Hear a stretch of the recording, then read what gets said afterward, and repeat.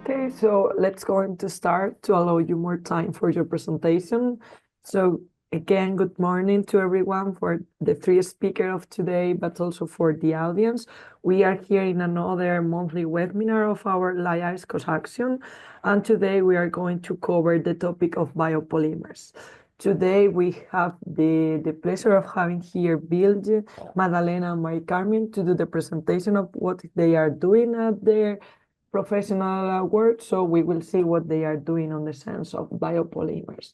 Just to see you a little bit the outline of today, we will start with a presentation about the development of a sustainable bio-based polymer from forest resources. Later on, we will move for pioneer engine fossil material, the rise of the bio-base, and we will finalize with sustainable projects on bio-based and recycled material for the habitat sector. And as always, there is a QR session box below your screen, so you could put there the question that you will have for the audience, or maybe raise the hand, and I will give you the right to speak.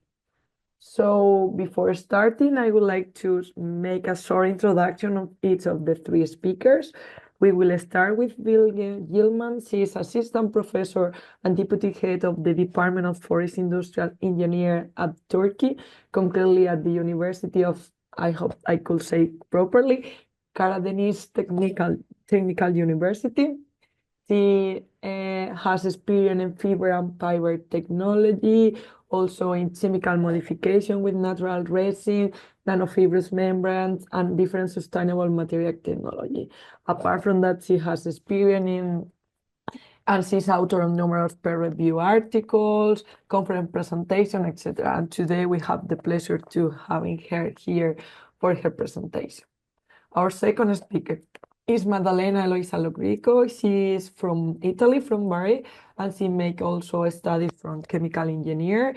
She made or she has a master's degree of bioelectrochemical system thing also in UK, and she has experience moving to different organizations and different countries like Lisbon, for example. And now she's back to Europe again, and she is part of the Biobased transition team at the Advanced University of Applied Science. So once again, thank you, Maddalena, to be here. And last but not least, we have Carmen García. She works at FETEM. Probably you know FETEM because I'm always pushing to you with my organization. She is one of my colleagues from the Department of Material. She has a degree in chemistry, then a master in environmental and sustainable chemistry, and also she earned the PhD in analytical chemistry. She has experience and she has been working in several universities like the University of Po, the University of Zaragoza, and now she moved to our center to SETEM, to the material department, as I mentioned before, and she has experience in development bio-based products, and especially in the synthesis and characterization of material. So that are our three speakers. Today we have only girls, so girl power today. And we are starting directly with the presentation to allow you more time. We will start with Bilge. I'm going to share my screen to allow you the floor. As we mentioned, 10, 12 minutes, so the floor is yours.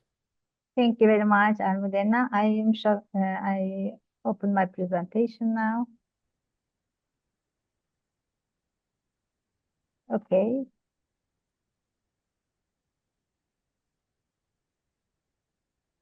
You see my presentation? Yes, you full screen. Thank you. Okay. Okay. I'm sorry.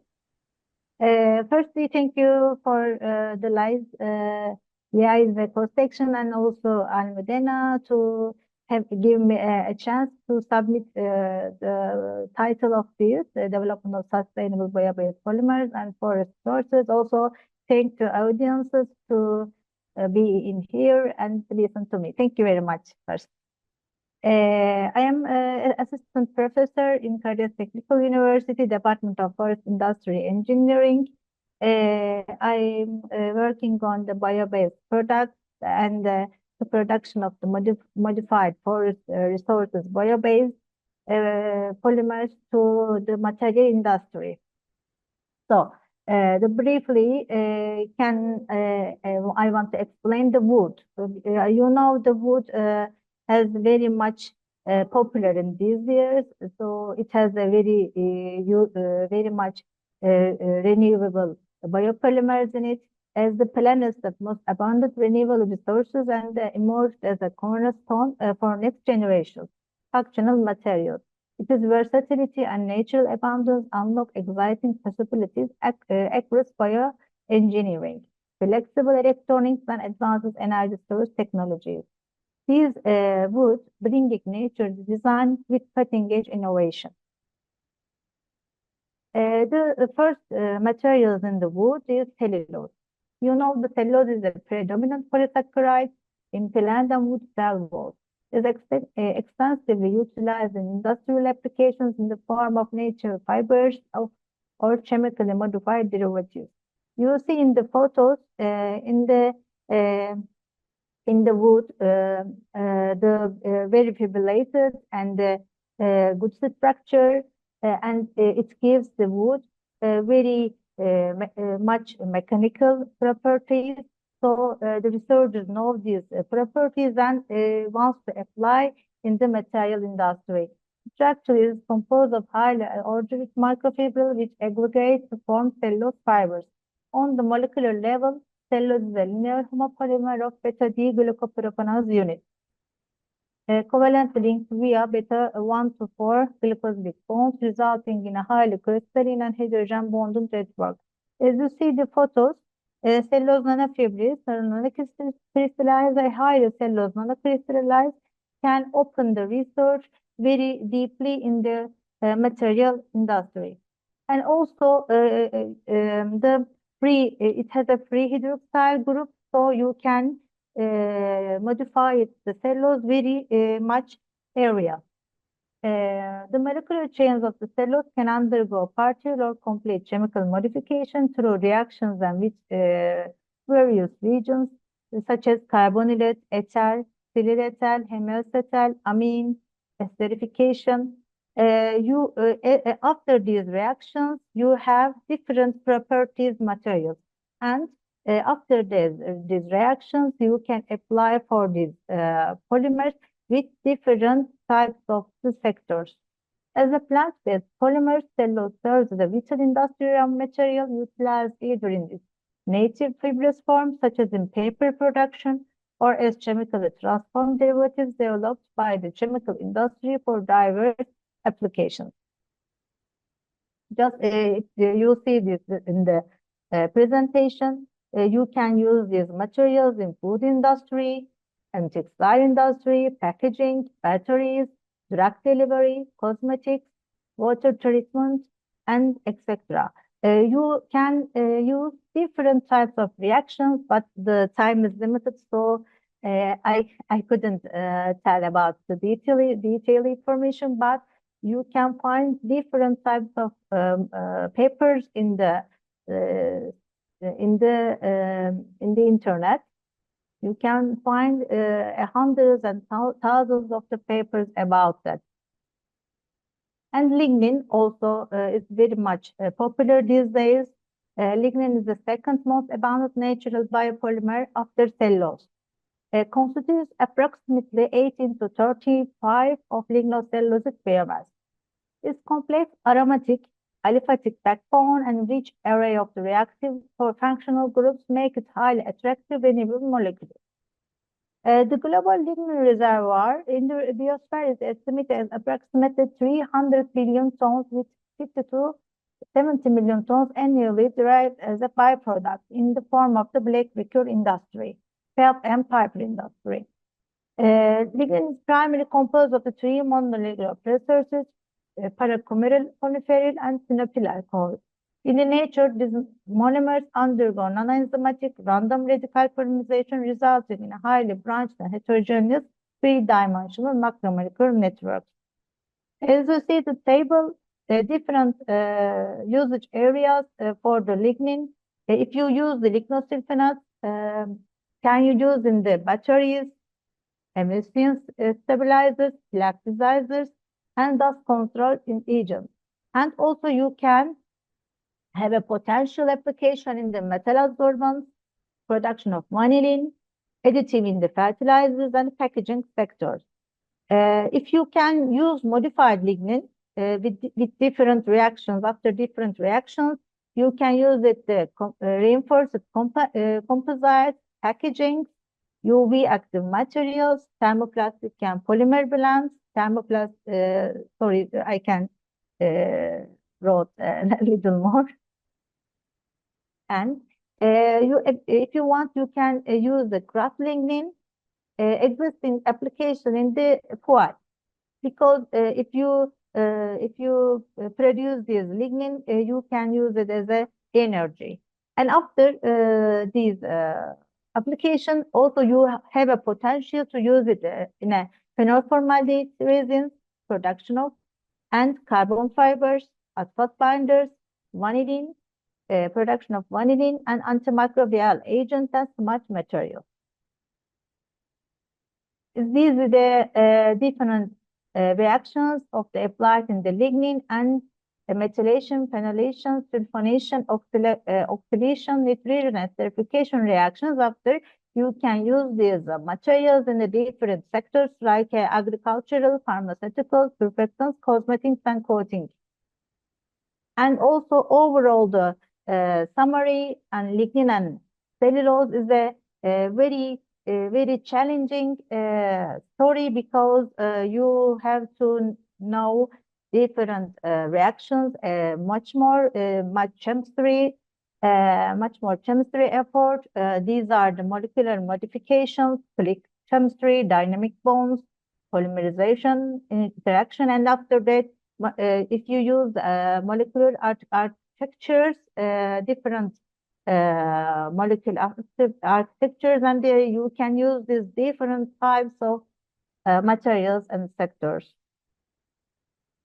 And the last topic is much more related to my work, and I want to know you deeply to this topic. I want to introduce some of the resin sources, because the resin is the extractives on the wood, especially coniferous wood. We can produce the resin in 3 different methods. One is from living trees. The second is the extraction from pine stumps. The third is using the sulfate pulp method. When you produce the cellulose from the coniferous trees, you can have a black liquor as a waste. And after the extraction of these waste, you can produce a sulfate pulp resin. The other name, the tall oil resin, is similar. The market, if you look at the market, 90% of the world's pine resin production comes from China, Brazil, and Indonesia. Global pine chemical market is valued at $5 million and it's experiencing the continuous growth trend. Among continents, Asia has the fastest growing market. In Turkey, how is it when we want to look how is it producing in this resin in my country? The 250 tons in 2021 year in my country, and approximately 600 tons in the 2022. Potentially 100,000 hectares of Turkish pine forest, about 75,000 tons, and from 2,000 hectares of Maritima pine, about 3,000 tons can be produced. In totally, as a result, we can produce approximately 80,000 tons of crude resin, but unfortunately we couldn't. But we have a potential in our country.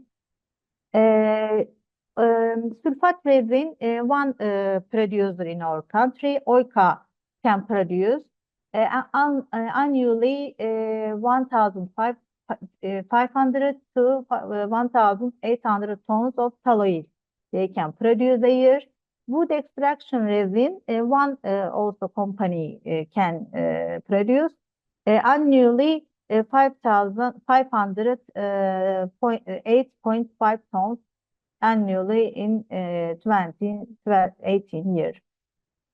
Also, when we look at the globally, natural rosin amounted 1.2 million tons nearly, and 2021 460,000 tons thalloid rosin production we can report, and chemical industry according to data from 2021. Sorry, Bill, 2 more minutes, please.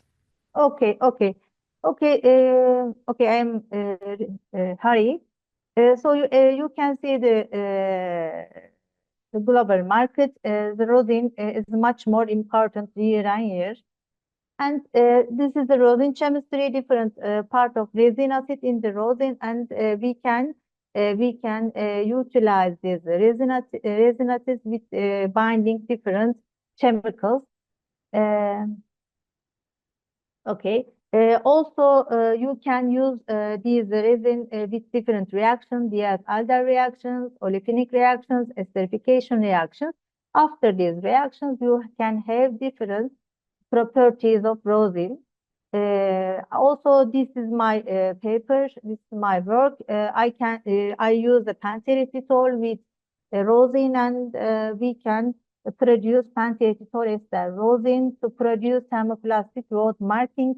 This is the photos of my work, and this is the papers. If you want, you can check how can we do this. We first distillated the resin, fine resin, and the solid part, the apolymer part.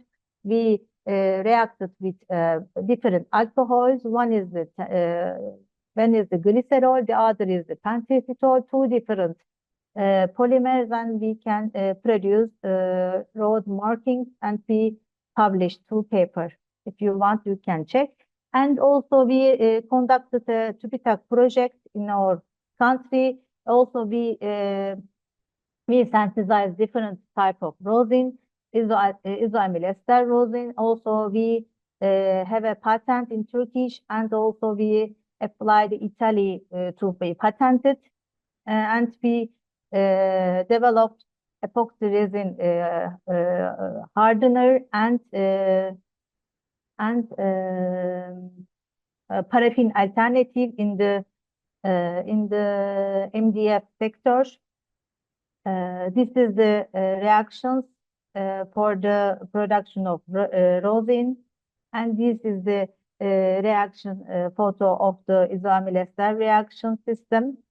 And we can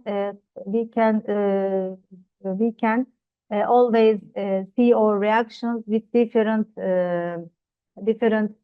FDR, also HPLC, GPC, different instruments. We can always continue and see how is the reactions, and then we finish the reactions after the results. So this is our paper about izoamyl ester rosin, and we have a silver medal in the competition. And that's all. Thank you very much. Thank you, Bilge. Thank you so much for your Thank you very much. presentation. We will see if there are some questions later on. Let's move for the next presentation for the Maddalena ones regarding the fossil materials and the pioneering challenges. Thank you so much to everyone for being here, to Maddalena, especially for invitation and the floor. Can you see my screen? Can Yes. you check? Okay, perfect. Start. So today's presentation is about what we call pioneers challenging fossil materials, basically the race for bio-based. I'm Maddalena. I represent MNEXT, which is the Center of Expertise of Material and Energy Transition, which is in partnership between Avance and Azad University of Applied Science. So sorry for the strong start. So I'm starting off with a very dense flow chart, but I'll like to guide through it very briefly. So from the bottom, we are talking about feedstock, and basically the gray areas are the ones that are fossil-based.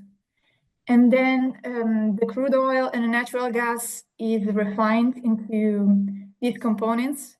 But the most important things that I want to stress is that basically we're reliant of 95% of all manufactured goods on basically 7 products, of which one is methanol, and the rest pertains to olefin groups, which are ethylene, propylene, and C4 streams, and then aromatic group, which is referred to BTX.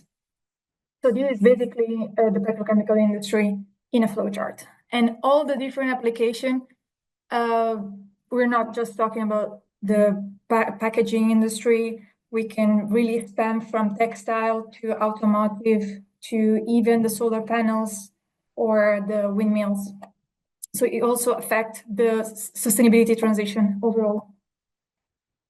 So right now we are relying on the linear economy, also in this sector, especially, of which the raw material, as we mentioned, is basically a majority fossil. And then it goes into the building blocks chemicals, the one that we've already seen, the 7 products, intermediate chemicals, which it plays a big part.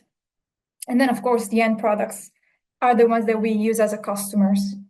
What we're aiming for also in this sector is to turn into the circular model, of which the raw materials will come in the majority, hopefully from the recycling, but also we still be reliant on the conventional feedstock for a small part.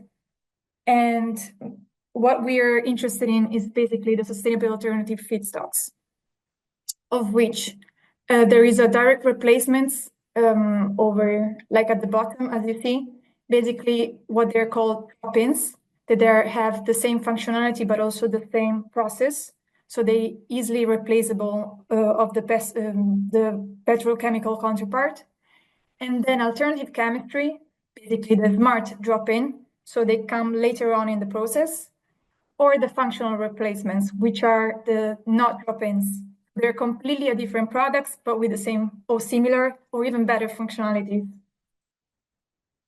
And as a team, we're focusing on the feedstocks part.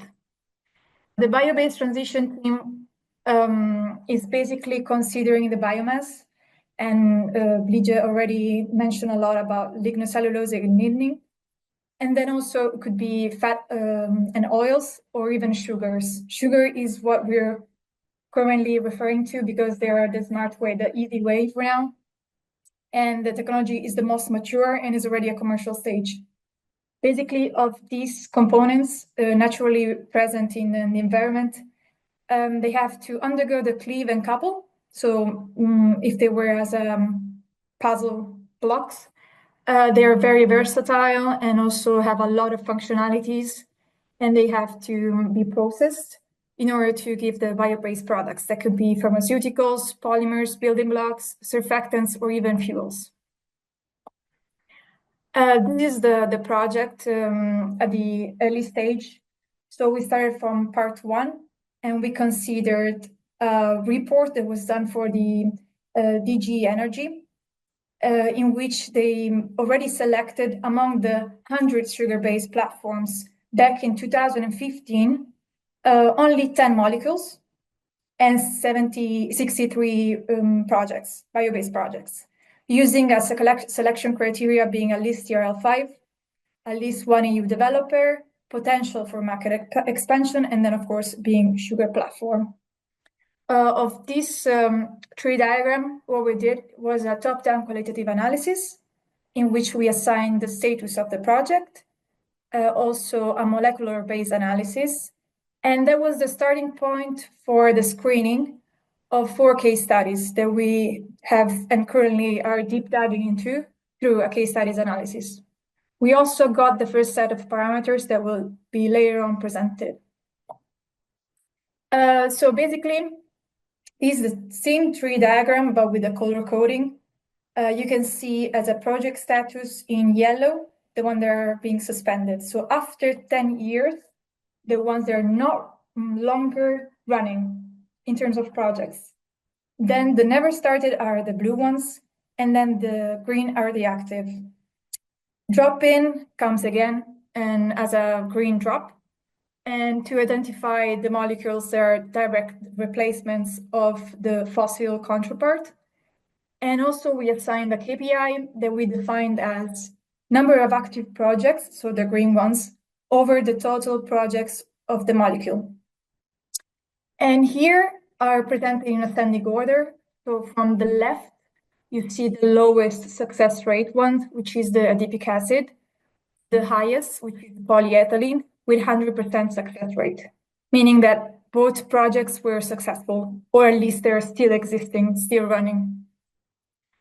In terms of players, what we did was to assign a financial status of the ones that we were able to retrieve the information about.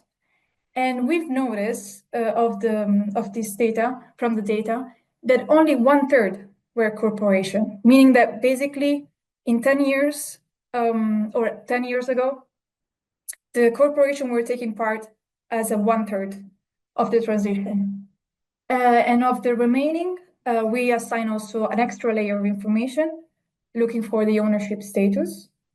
And of this number, it's sad to say, but the majority went through merging and acquisition or out of business. So the main takeaways of this slide is that we've noticed that there are usual suspects, meaning the same names coming in many different molecules and projects. Then many takeovers occur, meaning that there is a lot of, as you see in the graph on the donut chart, many acquisition by large corporation, but this doesn't really mean that there is a follow-up on the project. So sometimes that project could be also the suspended one. And then as a primary focus information, biotechnology is predominant, but is also a significant presence from the agribusiness and food sector. So as a future work, for now, these are the results from part 1. We're currently working on the part 2, which is the case studies analysis, of which we want to take major takeaways and lessons learned targeted to specific audience, and then to identify a framework and a set of parameters. So the second set of parameters that will complement the first one and will be the inputs for the part 3, which will be a regression model with a new set of data, more focused on European companies and players. And we're planning to use machine learning to answer to the question, what makes a bio-based venture successful, or even how to define success itself. And also, can we predict it? So reach out to us in case you have any interest in these projects.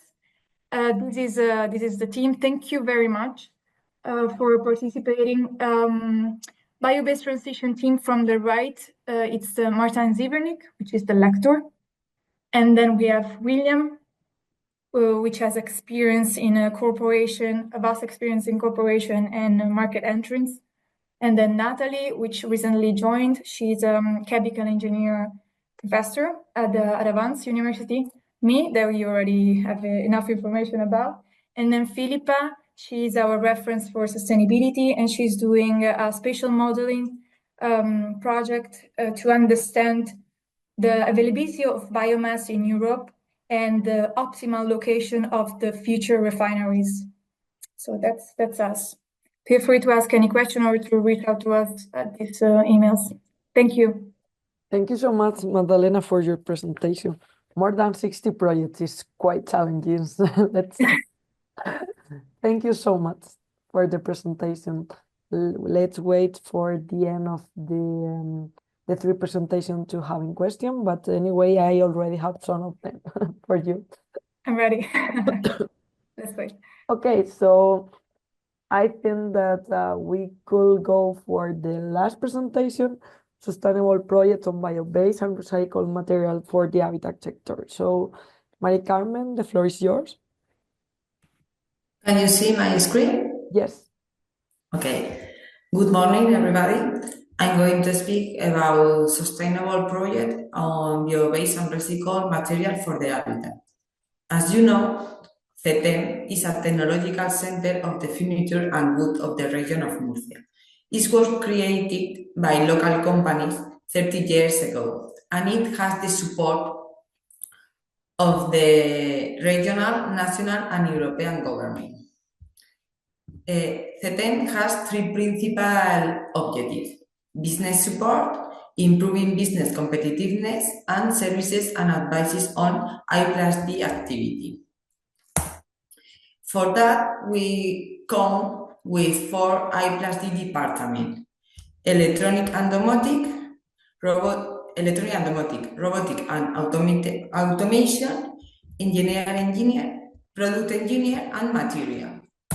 Focus on material department, that is the department where I work. This department has 2 principal roles: technical services and participation in I+D project. This project are related on development material with novel or improving property. About all, we work with flexible polyurethane foam, polyurethane dispersion of good coating, and adhesive resins. Also, we work with biodegradable and bio-based material. And we are looking for new strategy for recycle and recovery of waste and byproducts. For that, we have 4 different laboratories. Chemical laboratory, that is where the different syntheses are carried out. Biotechnological laboratory, that is where is carried out the study of recycle and recovery strategy for furniture waste and other organic molecular to produce new material to apply in the furniture sector. The material analysis laboratory, that is where the chemical, thermal, and morphological analyses are carried out. And the last one is the mechanical property test laboratory. That is where the physical and mechanical characterization is carried out in order to know if the material can be used in the habitat sector. Polyurethane is one of the most used material in the habitat sector, but entails several problems, such as it is manufactured with compound derivative of petroleum. The volume of waste produced is too high, and it takes a lot of time to decompose. For that, it is accumulated in the environment, for example, in ocean, sea. And also, the polyurethane is too difficult to recycle. In order to solve this problem, we are working in several projects. One example is Recipol. Recipol is a collaboration network for the research and development of technology that promote the recycle and recovery of polyurethane material and foster the circular economy. In this project, it has been created a consortium between 5 Spanish technological centers: IT, CETEM, ITEM, Funditec, and CTCR. Recipol has 3 principal objectives. The first one is development of polyurethane synthesis technology of renewable and potentially recyclable origin. The second one is development of recycled technology for polyurethane material. And the third one is development of polyurethane bio-based products through the technology developed. What does CETEM do in this project? To achieve the third objective, CETEM is working in the synthesis of polyurethane from bio-based and renewable raw material. For example, with using biopolyol from vegetable oil, both commercial and synthesized by another entity. For example, biopolyol from soybean oil. And also we work with recycled polyol. At that point, we are doing the synthesis in the small scale. To achieve the second objective, we are working in the study of biological recycle using bacteria and fungi of the polyurethane synthesizing in the objective 1. And to achieve the third objective, we are working in the synthesis of polyurethane from bio-based and renewable raw material as in the first objective, but in this case, in a large scale.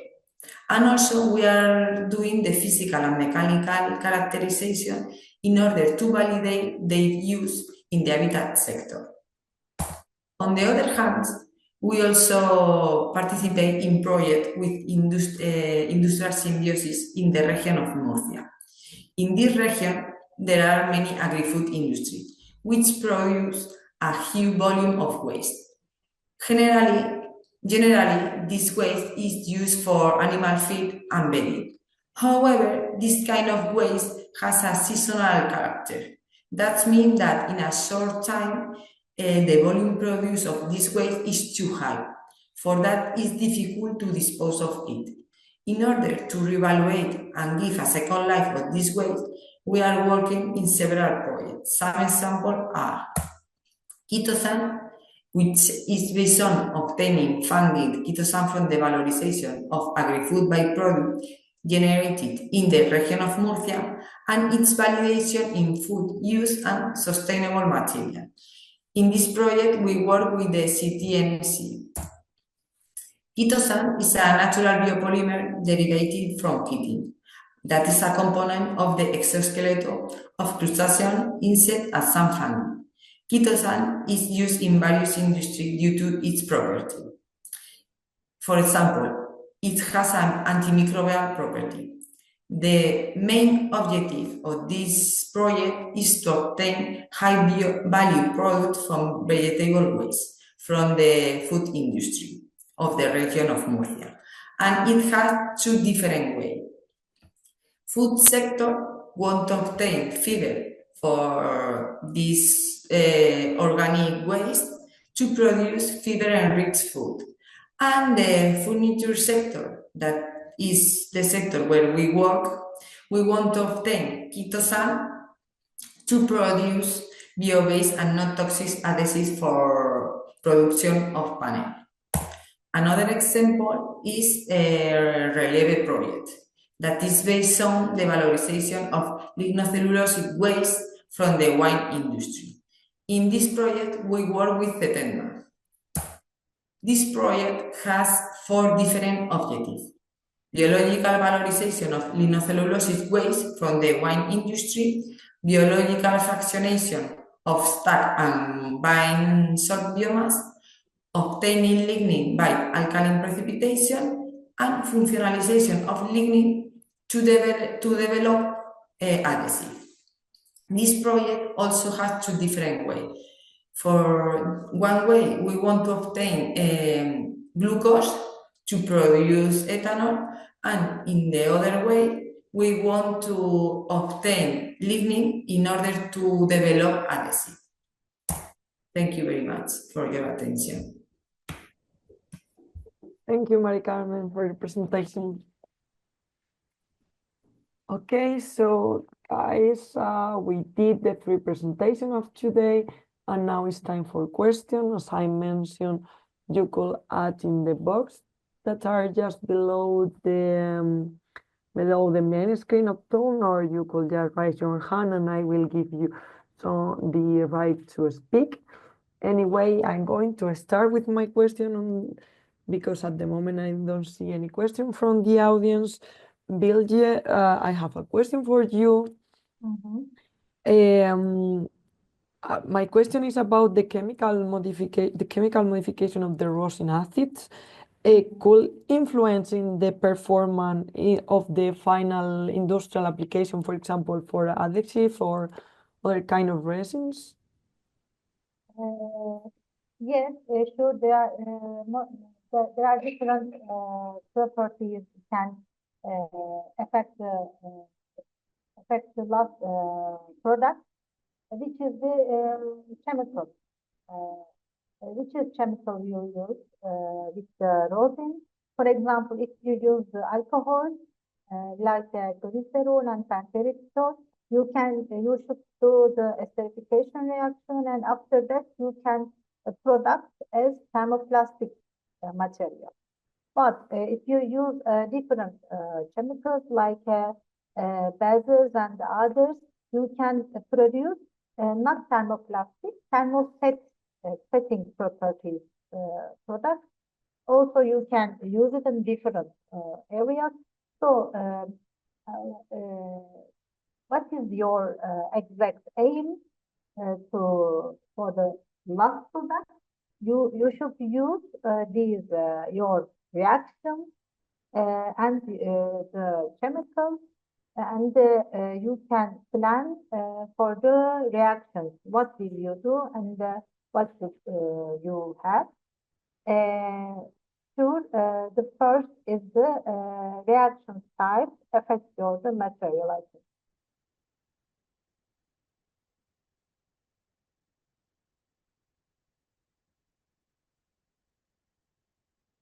Your no. Sorry. I was just saying that thank you for your answer, very specific. And now I would like to move for a question for Maddalena. It's more a kind of curiosity because I see your graphic about the success rate, and my eyes goes, let's say, for the negative part, the 13% of the adipic acid or the acrylic acid.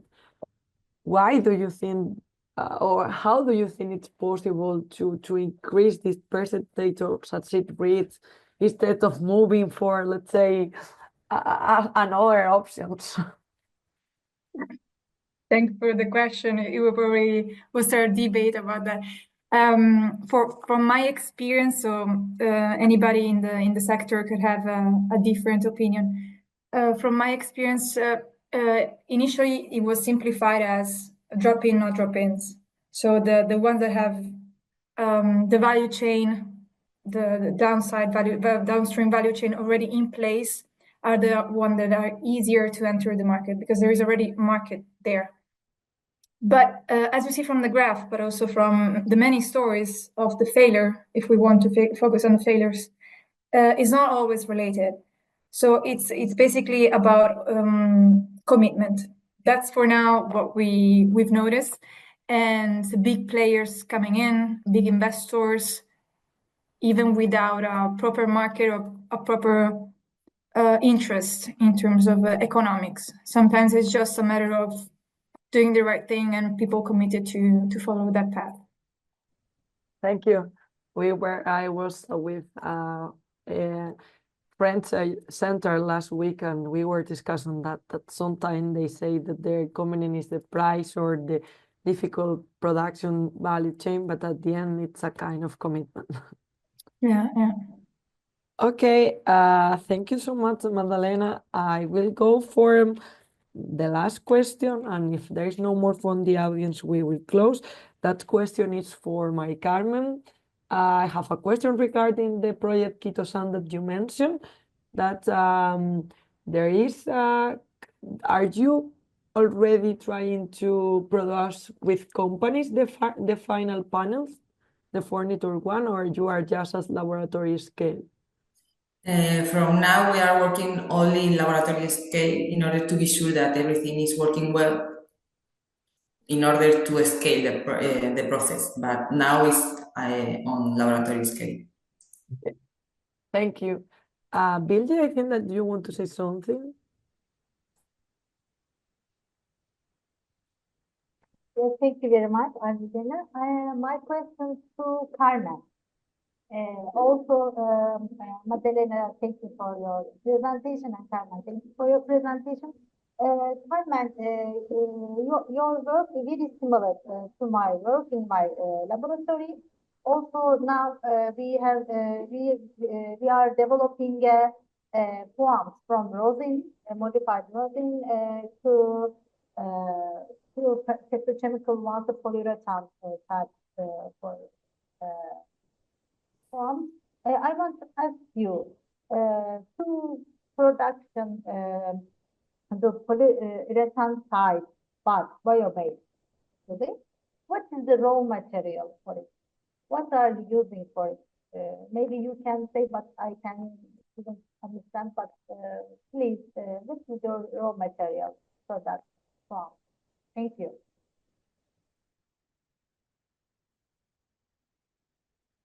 Mari Carmen, the question is for you. She is asking to you, What is the raw material of? I lost the connection, sorry, I couldn't listen.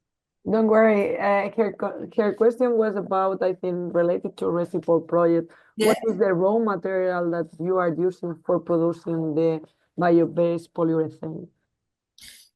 We are doing the synthesis, but the biopolyol, we are working with commercial biopolyol, and also we work with another entity. I said that we are working with biopolyol from soya bean. So the other entity produce the biopolyol and send to us, and we are doing the synthesis like more or less always in nine. And always the other entity, they are obtaining the recycled polyol and send to us. So I don't know exactly the process to produce the biopolyol. Okay. You produce from bio oil. So, Yes, yeah, biopolyol. So, yes. The biopolyol coming from vegetable oils. Okay. Thank you very much. Also, we can produce it to rosin, modify rosin to petrochemical ones or polyurethane ones. We can produce a rosin form for the furniture sector. Ah, Also finance sector. yes. Thank you very much. You're welcome. Okay, so I think that there is no more question from the audience, so I would like to thank you again to Bilge, Maddalena, Mary Carmen for being here as presenter, also for all the audience to be here as well, listen to us about this discussion about biopolymers. As always, I will share with you the YouTube link once it will be uploaded to our channel, and also the presentation of all of them. In the presentation, you have the names and the emails. So in case that you have any question for her and for them, just you could contact there. So once again, thank you, and have a nice Thursday to all of you. Thank you. You too. Bye. Bye bye. Bye bye.